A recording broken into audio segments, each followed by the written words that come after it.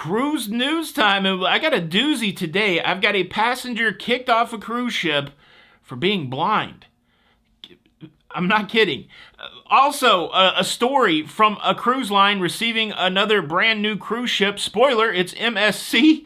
There is a theme cruise happening in 2024 that, well, I would love to go on. And did you know there are 8 places on a cruise ship you will never see? That's not true, but it's an interesting article that I want to give some commentary on. Cruise news. Let's talk about it.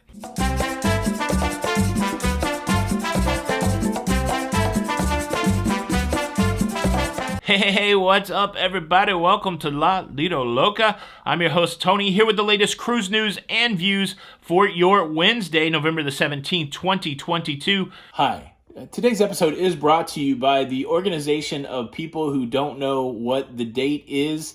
I've been a member for quite a while, and I think I just said today was November the 17th, when in reality, it is November the 16th. We're doing good work over here at the organization for people who don't know what the date is. We're helping people with excuses all over the place. I didn't know it was my anniversary, or I didn't know that it was your birthday, because I'm a part of the organization of people who don't know what the date is. But yes, November the 16th, 2022. Cruise news for your face. Here we go. Cruise news story number 1. Cruiser kicked off of cruise ship for being blind. And it's a wild story. This cruiser is a Canadian Paralympian. This is somebody who has competed in the Paralympic Games and, not sighted, a blind individual cruising solo on Virgin Voyages.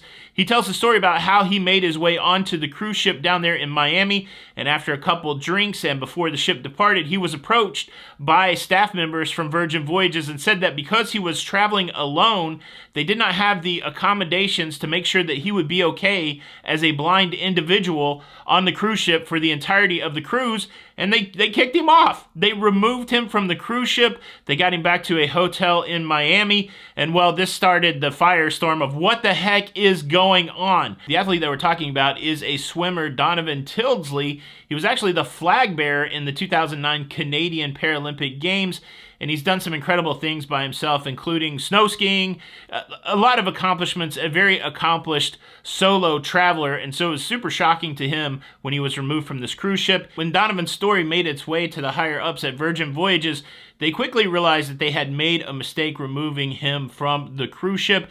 They reached out to him in that same Miami hotel Sunday night of his cruise and said that they would fly him to the next cruise destination so that he could rejoin the cruise ship. They've since in a statement acknowledged that they had fallen short in its commitment to the highest standard of customer service. The statement reads, "We know what needs to be done to prevent this from happening again and are equally committed to making things right.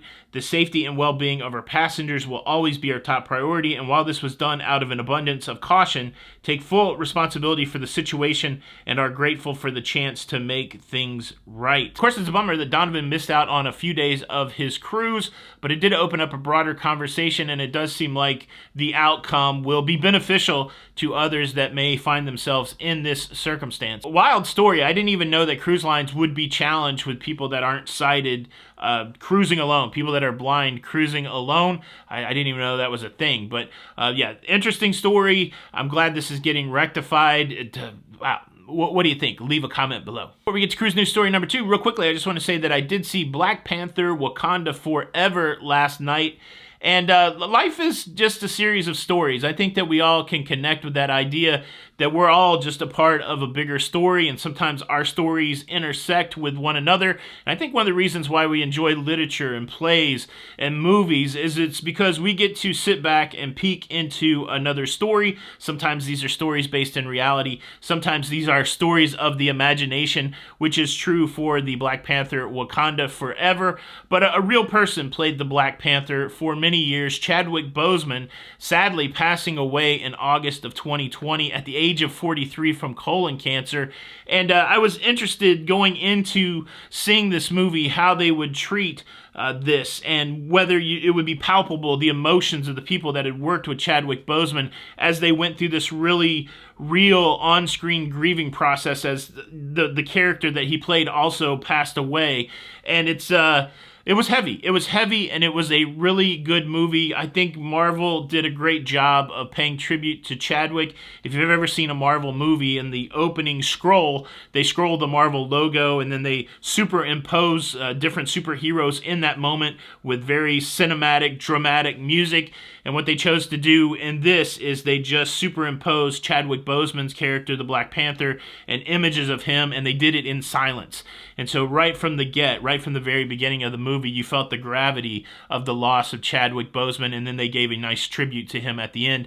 And so, yeah, on twofold. Again, it was cool to drop into another story, to live in another world for 3 hours last night. I highly recommend it from a storytelling perspective. It was a good movie. But then from the human experience deal, as an outsider, knowing that these are actors that worked with somebody who had passed away, yeah, it was cool. It was heavy. So good job. I would recommend the movie. But yeah, I just wanted to say that about just about life. Sometimes we forget that we're all a part of big intersecting stories. It's so bizarre, even in that cruise life. I know people that I've met on cruise ships that have passed away and in our community, and it's a heavy thing, but it's a life thing, and it's a mindfulness thing, at least for me today. But yeah, it was cool. It was cool. Cruise news story number 2 takes us over to the Fincantieri shipyard in Malafalcone, Italy. Hi. It's me again. I just want to tell you about another organization that I'm a proud member of. It's the organization of people that struggle to pronounce names of foreign cities when you have to do it a lot. I think it's Mana Falcone. I don't know. But yes, I can get you into all these clubs. And that way you don't have to feel so bad when you can't pronounce a word correctly. Where MSC has taken the ownership of its 21st cruise ship. The shipyard has handed over the MSC Seascape. And again, talk about a cruise company that is growing by leaps and bounds. It seems like every other week we have a story of that fleet getting larger. 21 cruise ships. There's a lot of interesting information about the handover process, but one of the coolest things is that at the handover process, one of the representatives from the shipyard handed over to the representatives from MSC a vial of the very first water that ship touched during its float out. I think it's pretty neat that part of their process is at the moment that the ship goes into water for the first time, that they capture some of that water and carry that forward. It feels like an emotional show today. I don't know, but another kind of warm and fuzzy, but congratulations MSC for picking up another cruise ship. How about that? Now, I've got to tell you about a theme cruise I am so tempted to book next year, and I also have to tell you about 8 parts of a cruise ship you may never see. That's going to be interesting, but I'd like to move into the part of the show that we call the call to action. I'm going to implore you to take some sort of action. You may know it as the cruising part of the show, but I'm also going to include a punishment. I've seen some people out there kind of bummed out that we haven't seen the punishments.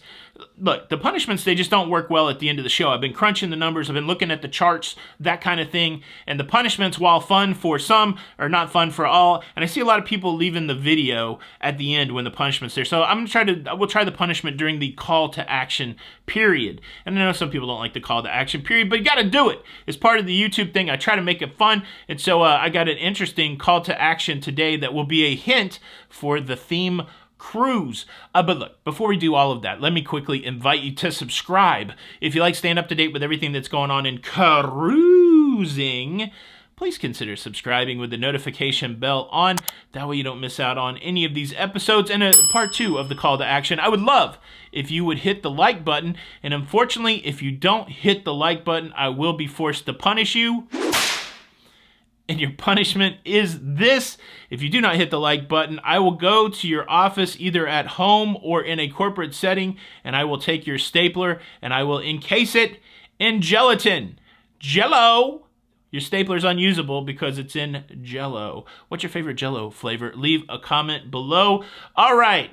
Did you figure out what the theme cruise is? Just announced next year there will be an Office. The Office, the TV show The Office theme cruise.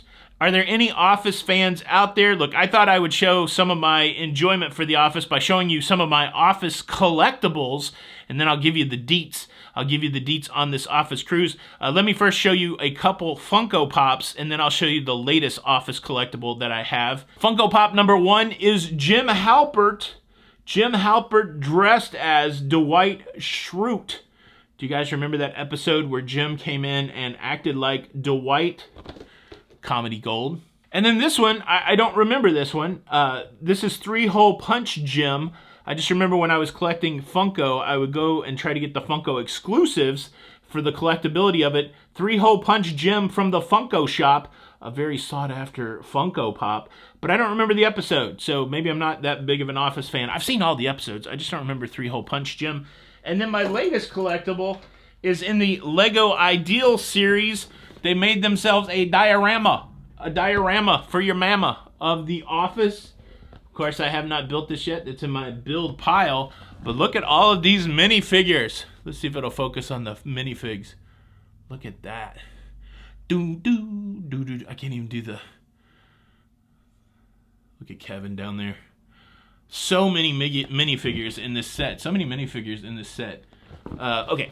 All right, so the Office Fans at Sea Cruise is planned from July the 30th through August the 5th of 2023, and it'll be on a celebrity cruise ship, on one that I've been on before, the Celebrity Equinox.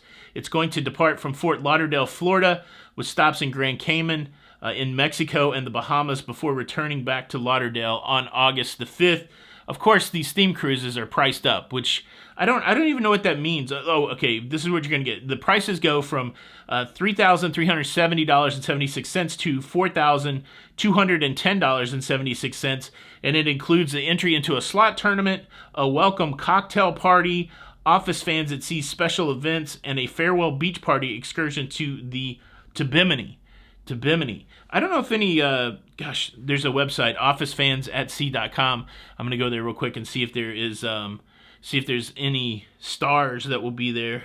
Christmas gift exchange, casino night, best beach party. I don't see any stars listed. So this might just be where Office fans get together and do Office things. It's tempting, but it's a little pricey.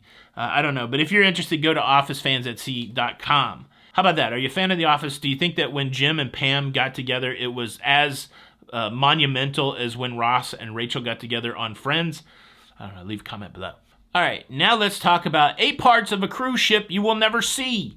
This article was on escape.com.au, so that looks like an Australian blog, and 8 places you may never see. Now, I think you would actually see these, so I'd like to know if you've ever seen this before.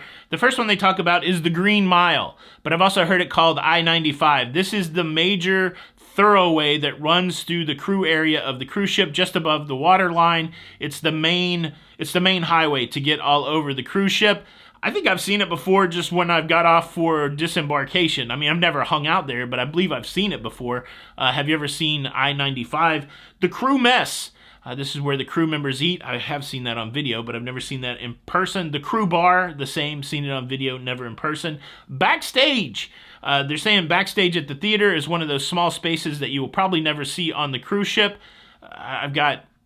You'd be surprised. The crew gym. The crew barber. I didn't even know there was such a thing. I guess if you live on a cruise ship for 6 to 8 months at a time, you got to get your hair cut. That makes sense. I need a haircut, it seems like every 12 days now. And the crew barber. The crew pool. I've seen the crew pool, but I guess it's not something that I've seen up close. I've just seen it from a distance. The morgue. The morgue. The thing about the morgue on cruise ships, people are just dying to get in. Is that tasteless, that joke? I don't know. Did you ever tell that joke when you were in elementary school? You'd pass a graveyard, you go, "Hey, Tommy, look at the graveyard. Yeah, people are dying to get in." It's all jokes, folks. Don't take it too seriously. But yeah, people pass away on cruise ships. There's a morgue on a cruise ship. I've never seen the morgue on a cruise ship. Those were the 8 things. Have you seen any of those things? Is any of that a surprise to you? And look, that list wasn't that complex. The reason I bring it up is I'm curious, have you seen any of those things? Because I have. On that same Celebrity Equinox where the Office cruise is going to be, I had 3 really interesting behind-the-scenes experiences in the same day. I got to go see the bridge, I got to go see the galley, and I got to go backstage at the theater. I would recommend you check that video out next if you want to see the behind the scenes. at some of those things that they claim you can't see on a cruise ship. I seen them. Check that video out next. This is Tony for Lido, Loca, and until the next time, we'll see you on the Lido. Au revoir.